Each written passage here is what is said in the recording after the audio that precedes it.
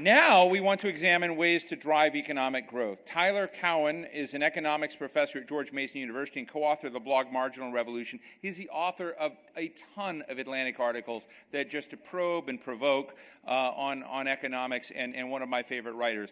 Congressman John Delaney is a Democrat from Maryland.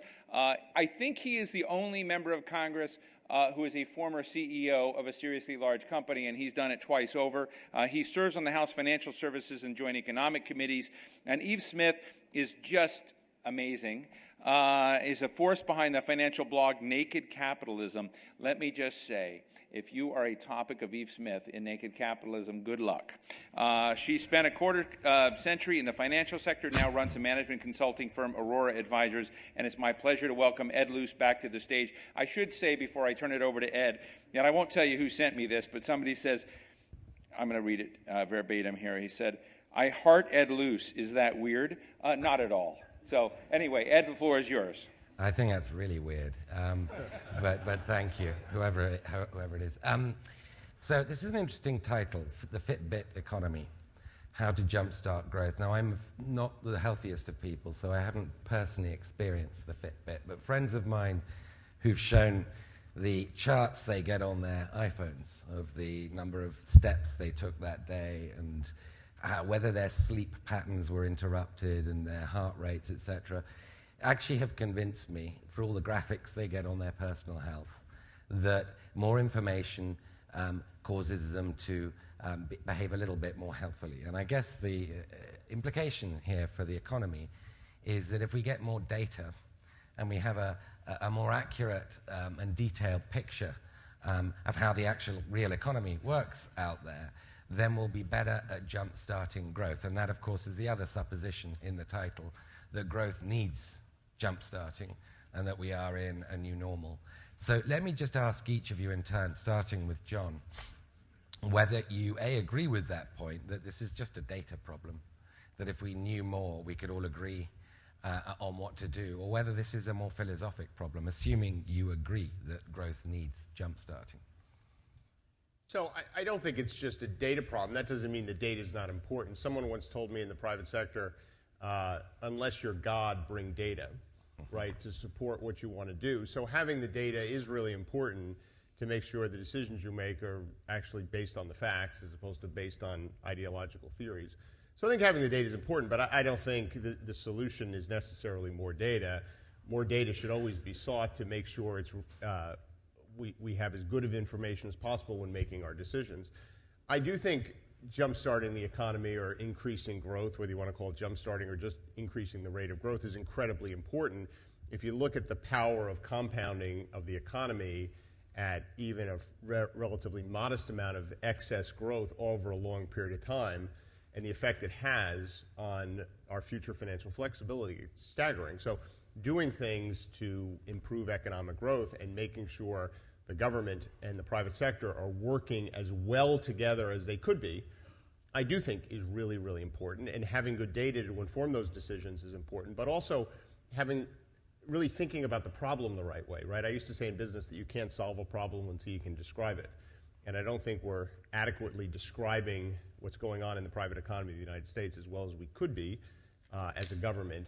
And if we could do that better, I think we could better understand where government could play a role in facilitating greater growth, but also understand better where government really needs to back away more. So I don't think it's only a data problem, but that doesn't mean we shouldn't always be finding more data. But Tyler, let me move to you. It might be that I just misread this title and FitBit standing for innovation rather than personal data that you can get from it. You're famous for many reasons, one of which is your book, The Great Stagnation. You believe that innovation is slowing down. Is that correct still? This is 4 or 5 years after you've written the book. It doesn't feel as if innovation is slowing down. But if indeed it is still correct in your view, what do we do here in Washington to speed it up again? I view the American economy as having one key dynamic sector, and that's information technology.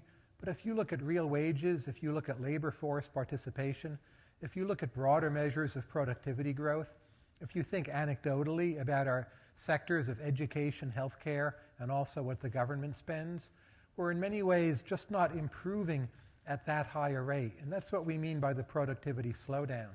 I don't think it's mainly a question of data. Partly it's a question of wisdom. It's a question of realizing how many tailwinds there are pushing in the wrong direction. It's why recovery from the Great Recession has been so slow.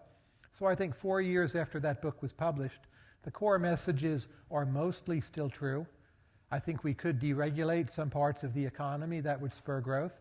I'm not sure it would be a game changer.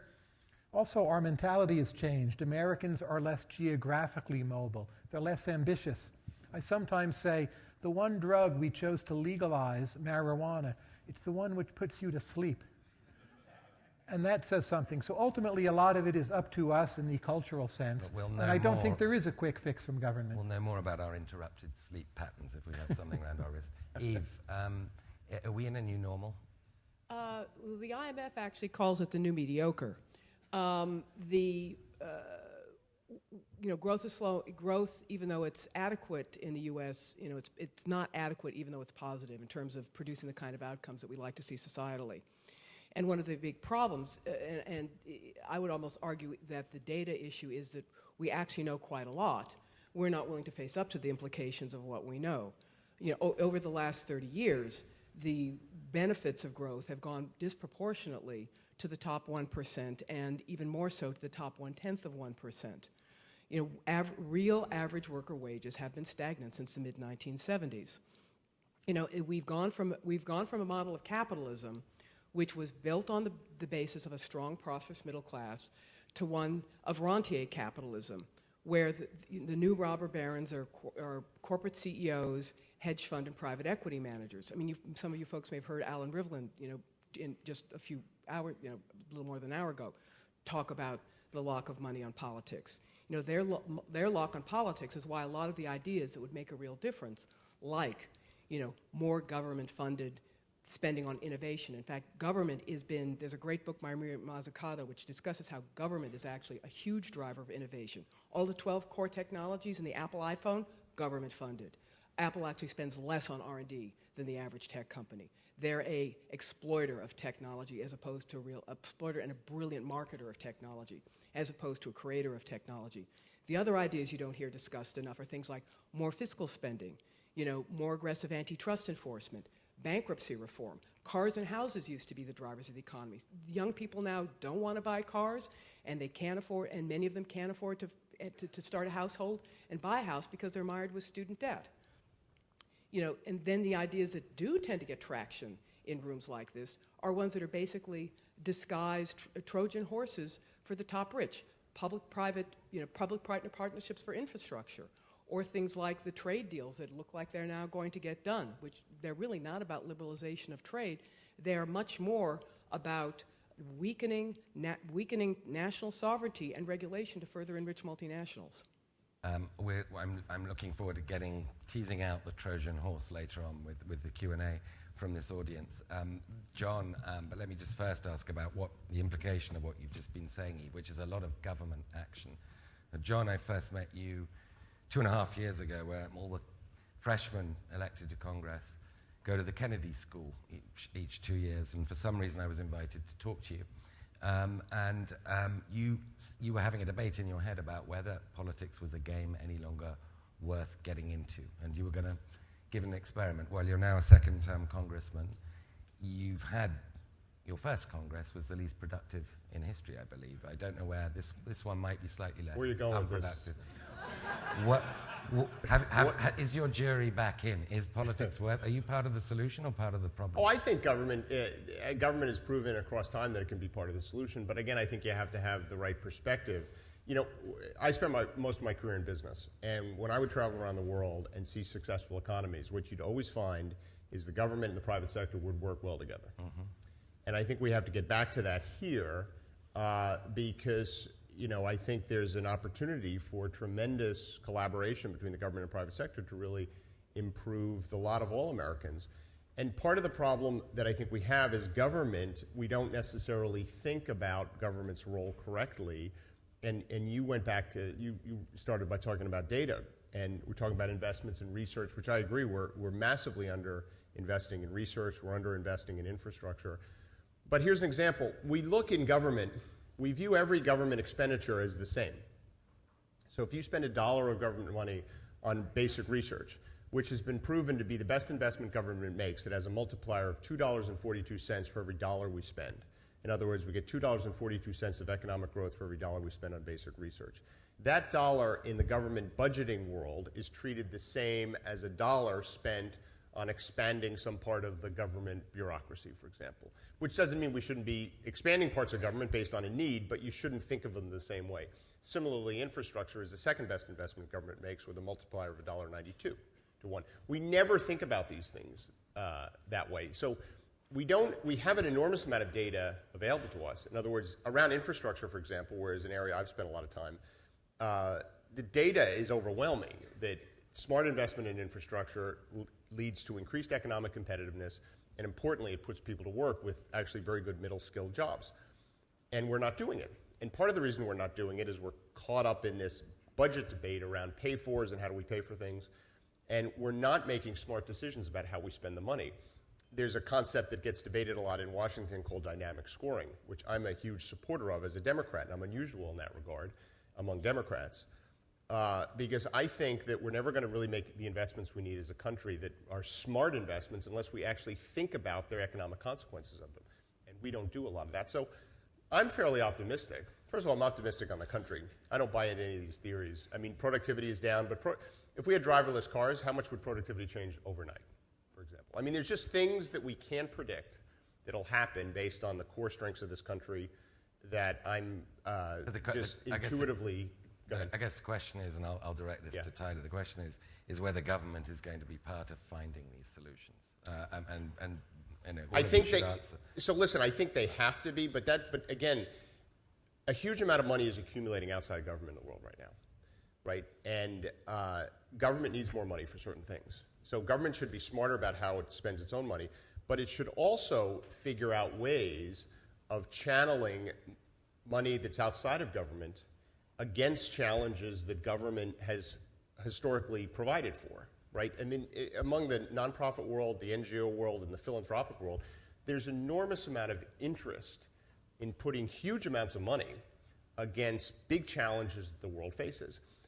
The problem is government is largely in control of a lot of these things and needs to open up some of these channels for more intervention by some of this money outside of government. But there's an example of the way government can play a big role. So Tyler, it's not that we're lacking information. Maybe we have too much information. It's that we're lacking wisdom. We're lacking wisdom. Now, driverless cars, that's a great example. They exist now. They work now with some limitations. But when you think through how many laws have to be changed or clarified at how many different levels of government, how many issues of litigation need to be clarified, say a driverless car hits a child. Who gets sued and for how much? The best guess is driverless cars could be ready for use in maybe 5-10 years from now, and it could take us 20 years to figure and sort out all of the legal and regulatory issues. Part of the problem is in us. We don't want as much change as we used to. We've become more static in our mentality. So I would say more innovation, different mentality, and some deregulation of some areas to go along with that. Yves, assuming nothing you recommend gets done, and that's not necessarily that bold an assumption, because you're recommending some fairly radical things with a very strong state role, which only happens rarely in American politics. Assuming nothing you recommend gets done, what's going to happen? What is the consequences of going on as we are, in your view? I do need to do this. Frankly, America is really on its way to becoming a third world country. I mean, I don't know, if you look at all the social indicators, they're flashing red. We've got a very high prison population incarcerated. Our teenage birth rates are extremely high. Teenage out of wedlock birth rates. Educational attainment is declining. We've got very high unemployment among the young. You know, and real unemployment in this economy is easily twice what the headline number is. You know, the headline statistics don't count people who are part-time, who want full-time work and can't get it, and most important, long-time discouraged workers. You know, I think I disagree a bit with Tyler on people not being as hungry as they used to. If you have a system that you feel that is stacked against you, why are you going to try hard? I mean, we've got a system now where the class mobility, I recently saw something, class mobility in America is as bad as it was in medieval times. Why should people try hard if they're not going to get ahead, if they feel the system's stacked against them? So let me ask John a provocative question. I know that you're a Hillary Clinton supporter. I don't know whether you've officially declared, but you're a Hillary Clinton supporter. And I'm guessing you've got broadly similar philosophical approach to public and private sector working together to jumpstart US growth, which is what we're talking about. Isn't she an epitome? And her campaign and her family's foundation and the money that she's getting and the fact that she won't have any opposition, isn't she an epitome of some of the things that Yves is talking about? Well, listen, it costs a lot of money to run a presidential campaign these days. And as someone, I'm a Democrat, so I feel very strongly that I want a Democrat who I support to win this next election. I find it odd that Hillary's money is always criticized, yet it is clear to me that her Republican opponent will spend more money than she does based on announcements that have already come out. So I think the Citizens United decision was a bad decision. I think the amount of money we have in politics is clearly bending the will of elected officials against the common good of the country. Full stop. I don't think Hillary should be drawing a line in the sand on principle on this point and not trying to raise a lot of money and run a robust campaign because, you have to play by the rules of the game. So I don't think the money is necessarily, I think that's what it costs to run for president. I mean, the estimates that someone said is you need $50 or $75 million to get through the first 3 states, right, which is 10x what it was 10 years ago. It's a pretty good rate of growth. So the money is a big problem. And what was the other part of your question? Doesn't she epitomize some of the things that Yves been describing? Look, I think the question for me is or doesn't yeah. To be fair, doesn't the supposed front-runners in each field, doesn't the dynastic flavor to this election epitomize the unequal economy? At some level, look at name ID, and Rand Paul, the same thing, right? He's running for president because his dad ran 3 times, right? But for the fact that his dad ran 3 times. Marco Rubio is an American dream story. Yes. Yeah. And so you can't fit him with that description. I mean, there is something, identity politics has become much more important than substantive politics. Right, so if you look at Bob Corker in the Senate, who I happen to know and like, who is really showing, whether you agree with his policies or not, he's really showing leadership and trying to work through some things. He's got a whole bunch of bipartisan things. You have to ask yourself, well, why isn't there's someone who seems qualified to run for president, right, on the Republican field? And I wouldn't say that necessarily about everyone, right, but he's a very substantive guy who's worked hard to accomplish some things in the Senate. But the people who are getting attention are people who have built up these brands and have an identity that's often not correlated to what they've actually done. And that's a problem right now that I think we have with politics in general. We are in this era of identity politics. So if you're part of one of these well-known families, you obviously have a leg up in a world that looks at politicians that way. So we'll go to questions in a second, but just very quickly, Yves, John's Clinton, and you don't use Fitbit. Or you do use Fitbit? I do not use Fitbit. Just thought I'd get that question in. Yves, who's your candidate? I'm not fond of any of them, frankly, and I have a proud None of the above. I have a proud tradition of voting for third-party I'm not fond of any of them, and I have a proud tradition of voting for third-party candidates as protests. So I think I'm probably going to continue my past pattern. And Fitbit. Sorry. No Fitbit. You have a Fitbit? No Fitbit whatsoever. And so you sleep You've well. chosen a bad panel for your Fitbit panel. I don't use a Fitbit. I didn't think of the title, but I quite like the title. But I'm not sure I'm working it well enough. Tyler, Rand Paul?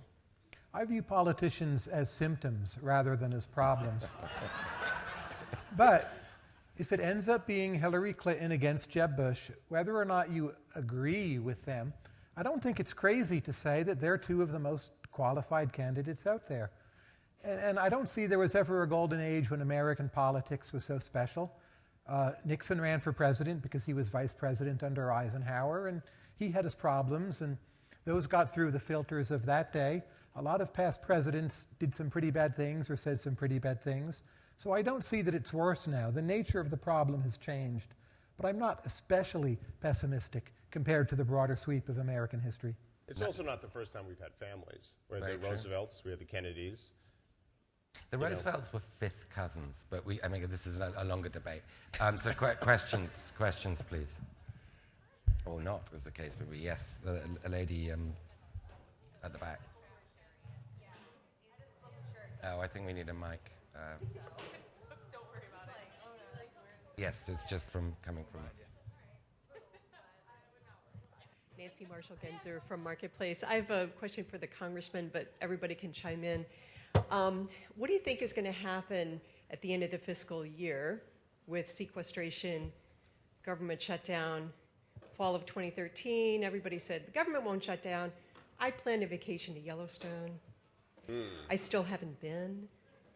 Should I plan it for this fall? What's going to happen?